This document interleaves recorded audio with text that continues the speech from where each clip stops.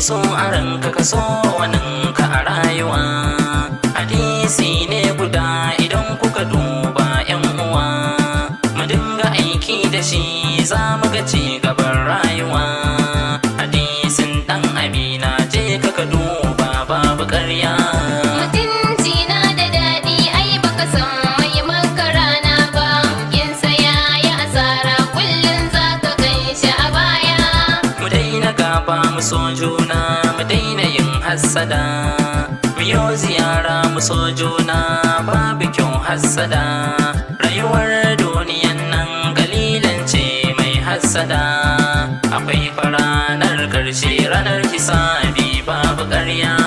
Mutunci na da daɗi ai baka san mai maka rana ba, yin saya ya asara kullum za ka gan shi a baya.